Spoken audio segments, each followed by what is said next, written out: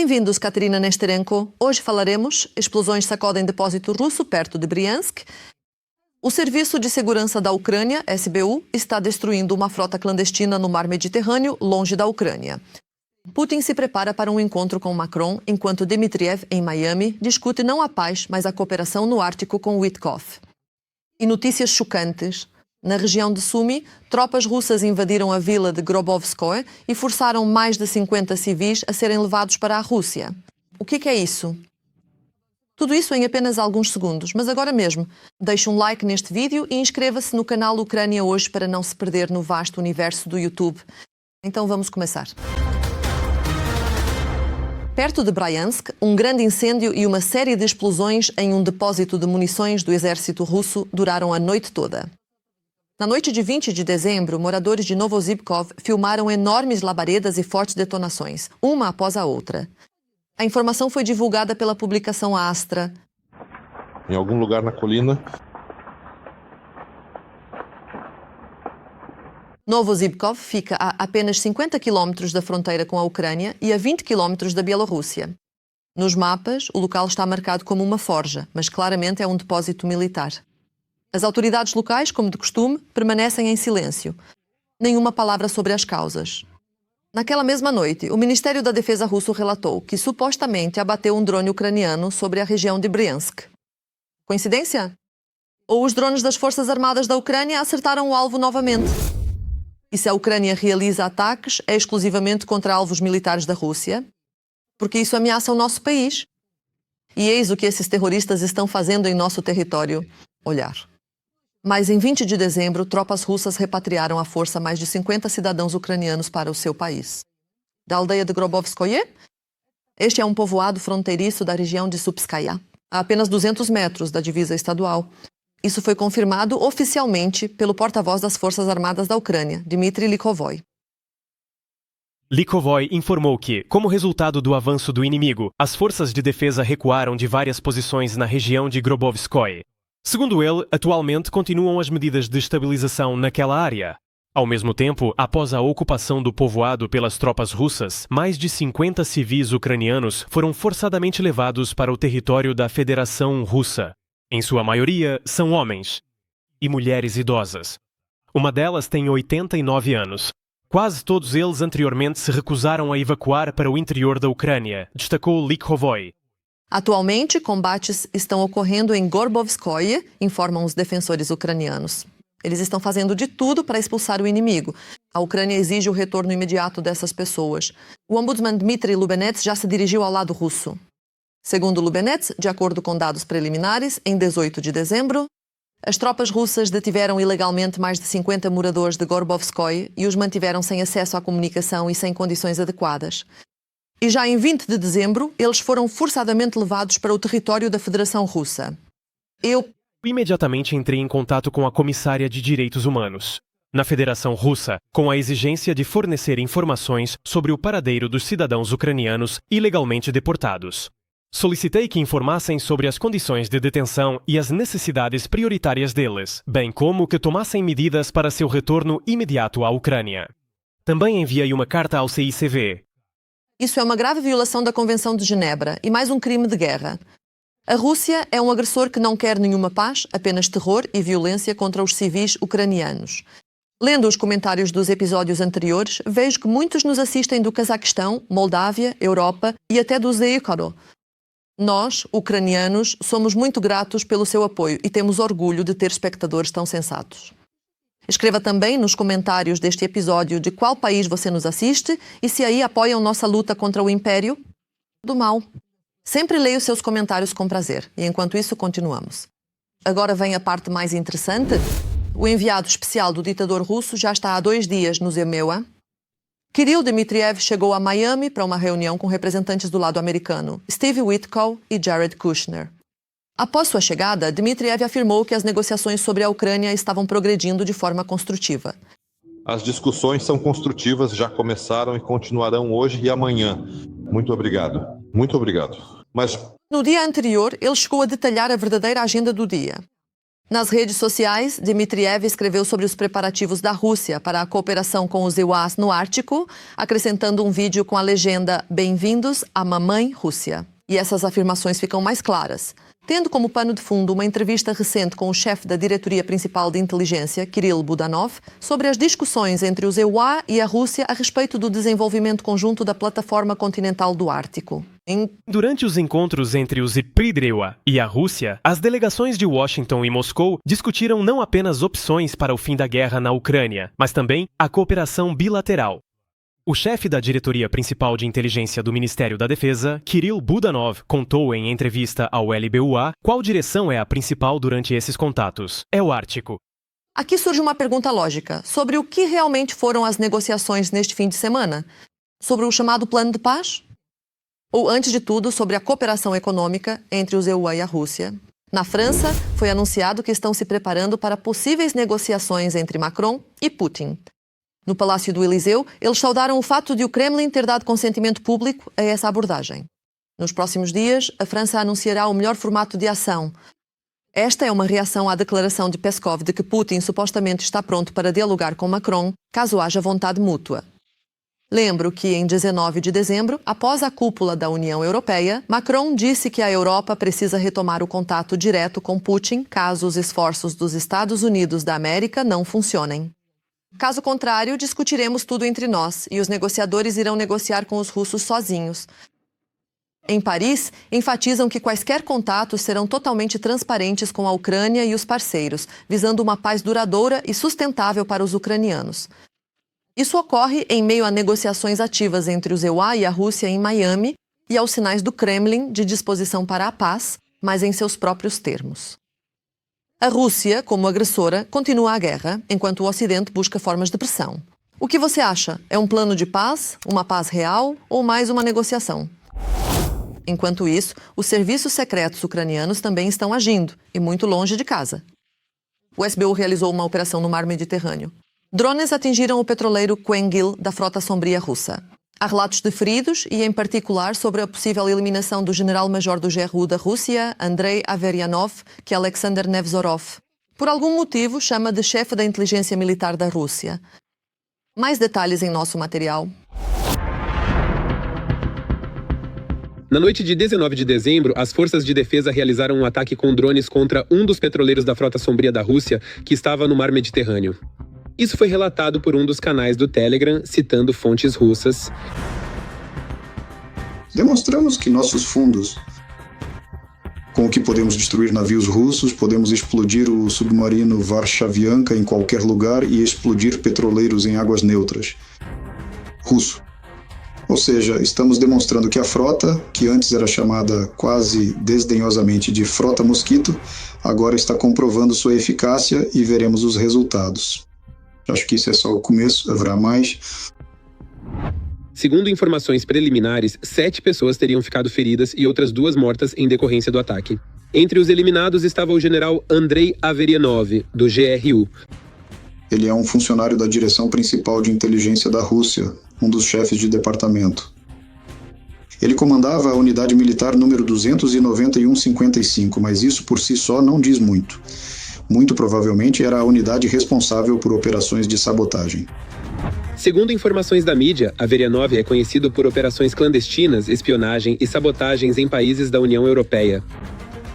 Averianov é executor de muitas tarefas extremamente secretas e complexas, que foram pessoalmente atribuídas a ele por Putin.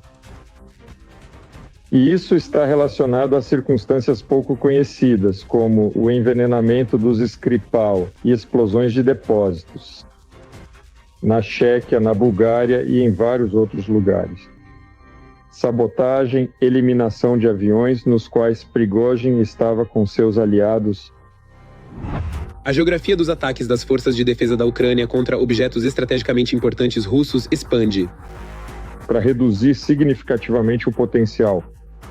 Usando seu próprio petróleo, gás e assim por diante, é claro que é preciso agir, e uma das primeiras direções para reduzir esse potencial da economia da Federação Russa, o que significa diminuir a capacidade de ganhar dinheiro para a guerra, é a redução do número de petroleiros envolvidos na chamada Frota Sombria. As sanções impostas a alguns navios russos, infelizmente, não resolvem o problema como um todo. E para abranger mais e reduzir esse potencial, os serviços especiais da Ucrânia e as forças de defesa da Ucrânia entraram em ação. E aqui é preciso dizer que o leque de ações se tornou muito amplo ultimamente. Bem, em primeiro lugar, há o exemplo desse ataque a esse petroleiro. Além disso, era sabido, por exemplo, foi um ato de sabotagem contra um petroleiro que operava na costa ocidental do continente africano, por um lado. Por outro lado, por exemplo, no Mar Cáspio, há plataformas que ficam a milhares de quilômetros de distância, onde antes nossos meios não conseguiam alcançar. Já, se não me engano, foi realizado o terceiro ataque lá e de forma muito eficaz. Os ataques à logística do exército de ocupação também têm um componente emocional. Isso afeta os próprios russos e também serve como um sinal para nossos parceiros. Os russos intensificaram muito os ataques informacionais com desinformação contra nossos parceiros e contra nós mesmos. Pense no quão séria é essa operação, se é possível afundar um petroleiro em águas neutras, longe das nossas costas. Longe das nossas costas. Um dia antes do ataque ao petroleiro, em 18 de dezembro, o Serviço de Segurança da Ucrânia realizou mais um ataque bem-sucedido, no valor de centenas de milhões de dólares. O ataque foi ao aeródromo de Belbek, na Crimeia temporariamente ocupada, e livrou os ocupantes de uma aeronave, um MiG-31 com armamento completo e sistema de defesa antiaérea. Enquanto isso, o Ocidente está apertando ainda mais o cerco contra os russos. Sob a pressão das sanções, não apenas os oligarcas russos são afetados, mas também os cidadãos comuns da Federação Russa. Na Finlândia, a vila de Boris Rotenberg foi apreendida e bancos na Europa e fora dela estão bloqueando e interrompendo em massa as operações financeiras de russos. Detalhes na reportagem. Enquanto Putin gasta cada vez mais dinheiro na guerra contra a Ucrânia, o Ocidente coletivo está esvaziando seus cofres. E não se trata apenas dos oligarcas do Kremlin, mas dos amigos mais próximos do ditador do Kremlin. Todas as possíveis e imagináveis linhas foram cruzadas completamente em vão. Na véspera, na Finlândia, foi apreendida a vila do bilionário Boris Rotenberg, aquele mesmo irmão, não o acrobata, mas o judoca. Boris Rotenberg, juntamente com seu irmão mais famoso, Arkady, estudou com Putin, judô. E à medida que Putin ascendeu, o mesmo aconteceu com seus amigos, os Rotenberg. Arkady Rotenberg, amigo de infância de Vladimir Putin e seu parceiro de treino na seção de judô de Leningrado, um dos homens mais influentes e ricos da Rússia contemporânea. Segundo a Forbes, em 2025, a fortuna de Arkady Rotenberg é de quase 5 bilhões e 500 milhões de dólares. Boris Rotenberg, o irmão mais novo de Arkady, também é bilionário. De acordo com a Forbes, em 2025, a fortuna de Boris é de 1,3 bilhão de dólares. Mas graças a Putin, eles não apenas enriqueceram, como também obtiveram acesso à administração pública. Para que, mais uma vez, vou repetir isso 100 vezes, para que nosso país esteja à frente de todos, para que a bandeira russa esteja, para que volte ao seu lugar, ao primeiro. Foram os Rotenberg, como relatam os meios, a quem Putin confiou a nacionalização na Rússia.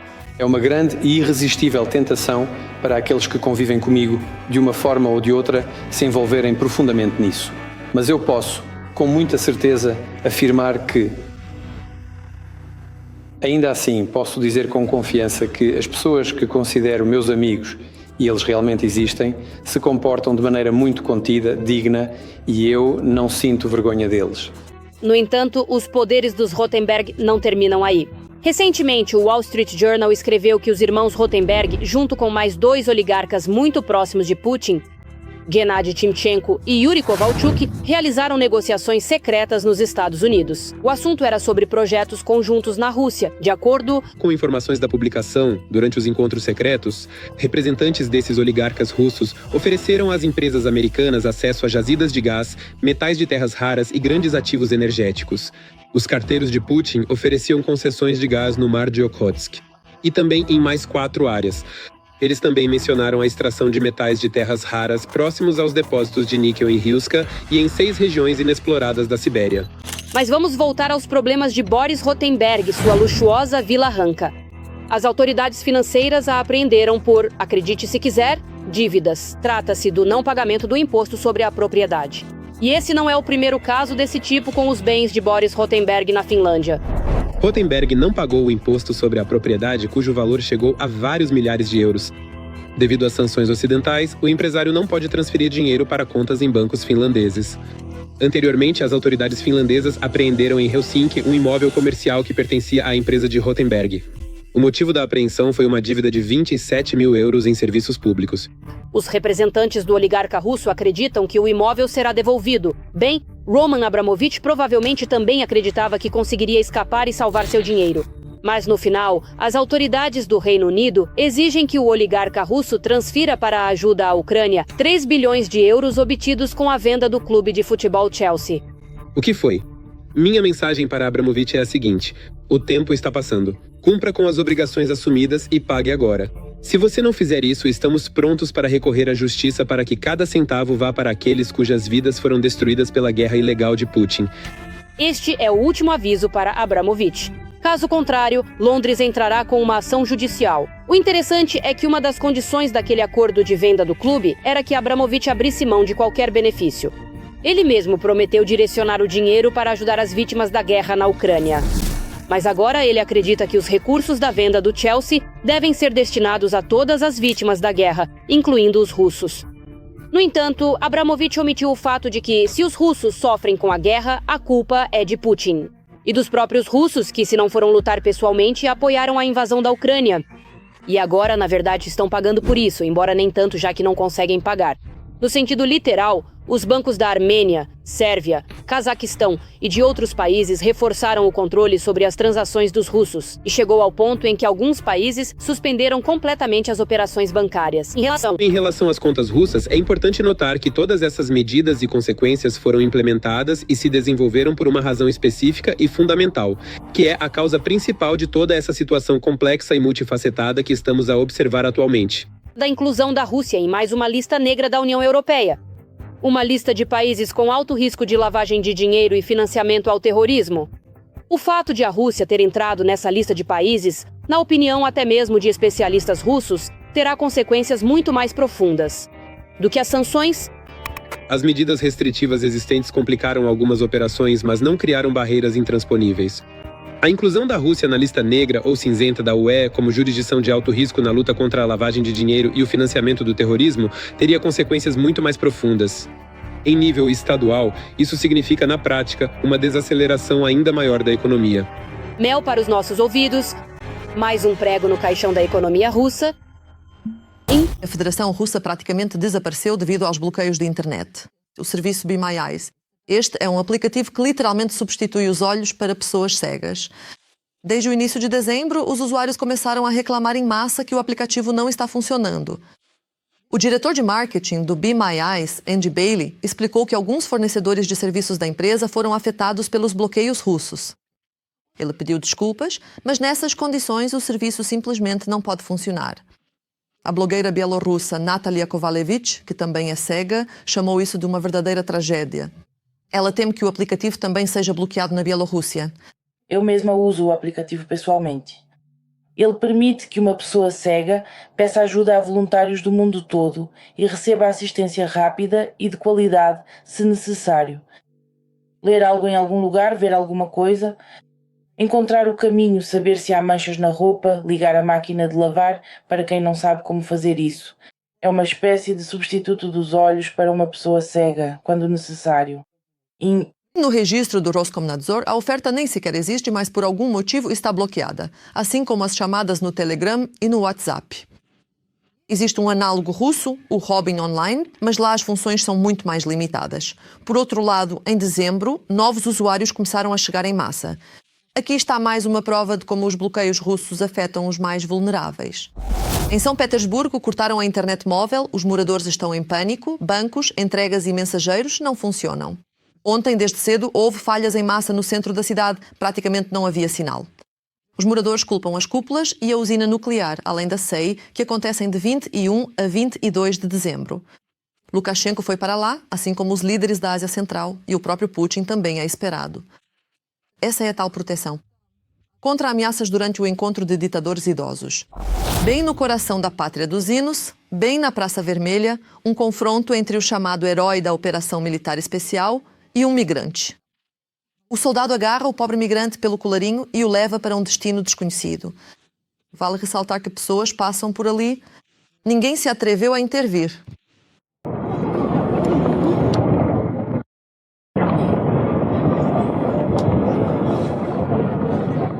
Eu não sei o que é isso, né?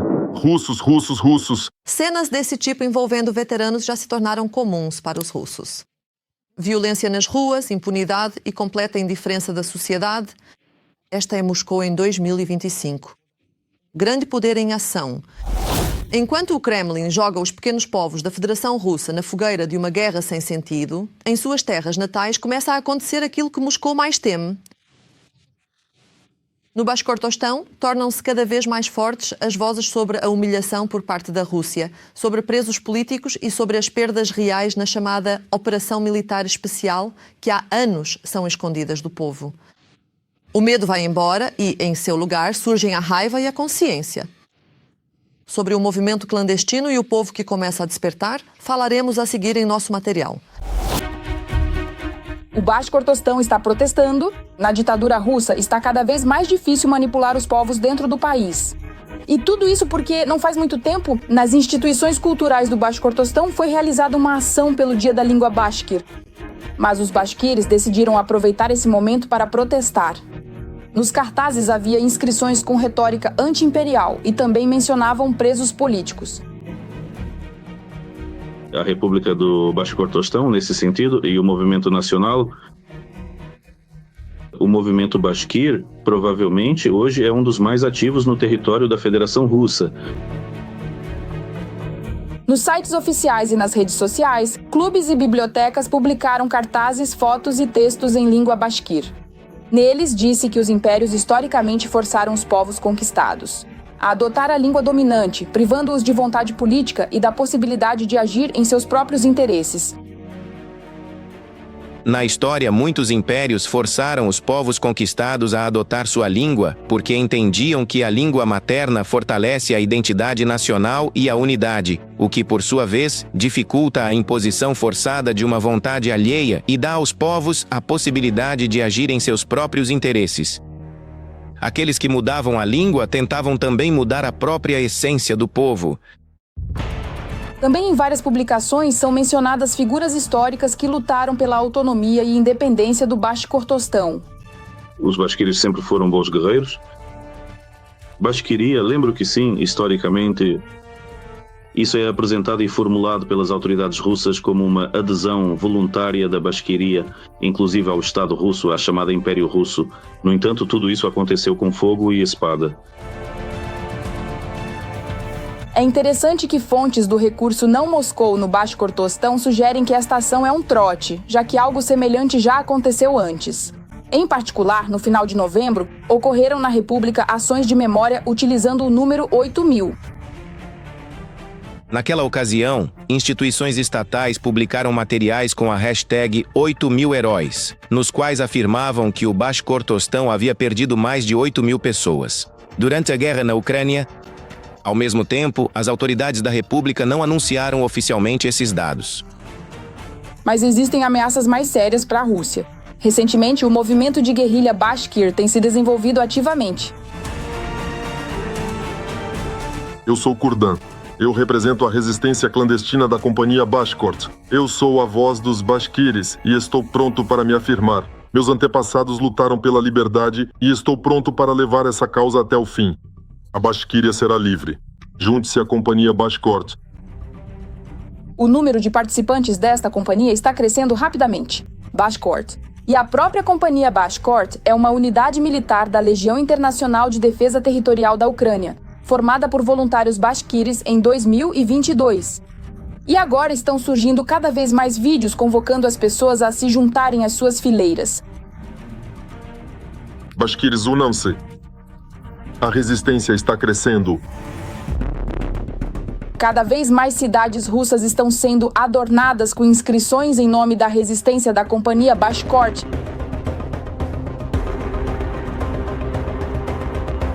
O regime russo de Putin está fazendo o máximo para reprimir esses movimentos de libertação nacional.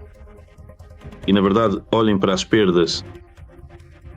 Na proporção dos povos que habitam a Federação Russa, quem mais sofre hoje com o envio dos chamados combatentes para a chamada Operação Militar Especial são os pequenos povos, incluindo os Bashkirs. E isso é feito, na minha opinião, de propósito.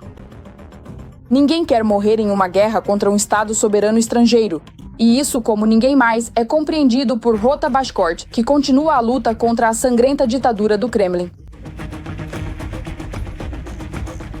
O colapso da Federação Russa, inevitável para qualquer império, não estou dizendo que acontecerá amanhã, mas começará precisamente nos chamados gabinetes nacionais. E aparentemente, eles pretendem intensificar essa luta. E para o regime de Putin, esta notícia é muito ruim. Para não perder nenhuma de nossas próximas e imperdíveis edições, certifique-se de se inscrever e ativar as notificações. Esperamos ansiosamente vê-lo em breve.